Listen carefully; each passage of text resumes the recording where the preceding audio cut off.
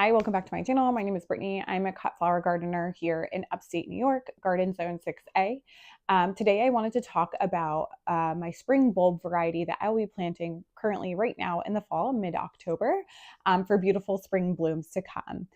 So today I really wanted to cover a variety of topics. Unfortunately, my bulbs have not come in yet, so I really wanted to take this time to talk about the variety that I'm planting and kind of when they bloom throughout the season. I think the varieties that I have selected really allow you to have that like nonstop color from early spring all the way through to midsummer. So we'll kind of talk through the varieties I chose. I did source my bulbs this year from Holland Bulb Farms. I have not purchased from them before, so this is going to be new to me. Something I always kind of speak to on my channel is that I am new to cut flower gardening. This is my 5th year and probably my 3rd spring that I'm kind of planting in advance in the fall for spring blooms later. So yeah, I just want to take the time to talk today about the variety that I selected. I'll pop pictures throughout as I discuss them, and then also kind of like when they bloom and how you can also add these to your garden, or start with 1 or 2 varieties and really kind of keep the color coming throughout your spring season. Okay, so I wanted to dive into the bulb varieties that I purchased, and I thought it'd be easiest to speak to them in the order that they bloom. So for me in Garden Zone 6A, and this is of course going to depend on your specific garden zone and where you're located. So certainly check that out when you're referring to when these varieties will pop up in your own garden. Again, I'm in upstate New York, so we do get pretty cold winters, and we don't really see first blooms until mostly late spring, or late April, I mean. So these varieties I am going to plant to really ensure that I have that like flow through all the way till midsummer. I think it's so fun throughout the spring to just like come out to your garden and then like see something new pop up. It's really what brings me joy. So I'm excited to share with you the varieties that I selected this year, and kind of why, and then we'll speak to, when they're going to bloom throughout the season. So early spring bloomers that I picked up, and I have my notes here because I picked up quite a lot of varieties this year to go in both. So just to speak to this as well, I have a rock bed that kind of goes around my patio that does really well. And then I have 8 raised beds that I also plant in and kind of flip from spring to summer bloom. So for early spring bloom, so we'll dive in here. I picked up a mix of crocuses. So these actually even grow wildly in my woods. Like they're so beautiful. They're really like the first sign of life that I see here as like spring arrives, and I just really love them and enjoy them. So I picked up a mixed bag of those from Holland Bulb Farms. I also picked up pink sunrise Muscari, and then I have a lot of regular kind of more that bluish purple tone Muscari. And I really like to include these in arrangements because the Muscari just adds a really, really fun pop of texture. They are short stems though, so something to keep in mind if you're trying to grow more for like bouquets. I find that I like to pop them more in arrangements. Next, I picked up a fruit smoothie hyacinth mix. I love color, so the more color the better in my garden. But this one, I have grown hyacinth in the past. They do really well. They're really easy, again, to just plant the bulb now and see them in the spring. But they have a really pretty texture to them as well. Well, they also do a great job at adding height to arrangements, so I enjoy them. So these are really like the first 3 that I see in my garden. And then for mid-spring blooms, next I'm going to talk about the varieties that I selected. So I did pick up a copper image double tulip. I also have a variety of tulips that I'm going to plant back out.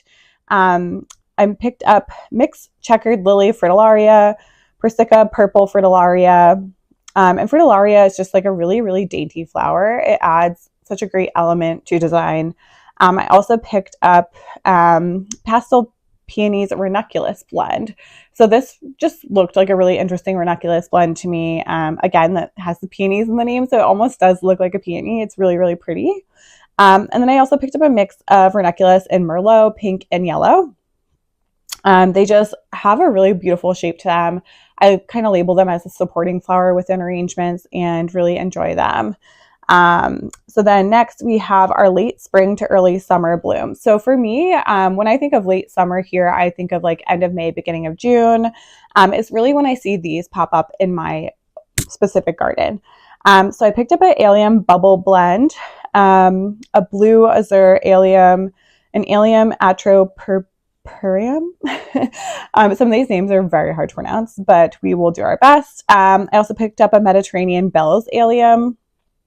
And then bearded irises have become my new love. There's so much variety to be had. They have such beautiful coloring. I really enjoy them in the garden. So I picked up a wide variety this year. I picked up Beverly Sills Reblooming. I picked up Blood Moon, Blueberry Bliss, Coyote Ugly, and Go Chloe. So I'll try to pop pictures up as I talk about them, but I am talking pretty fast. So I'll also just link them down below if you'd like to check them out. Next, I also picked up Harlem Oriental Poppy.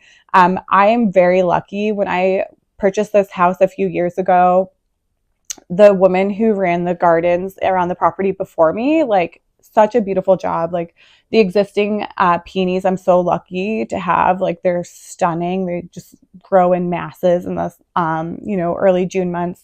Or May, I would say, sorry. And then bearded irises. She had such a variety of those, and lilies, and just really beautiful, such a beautiful job that she did, really. So next in the midsummer bloomers category. So this is really where I think of more, again, that like really late May, early June.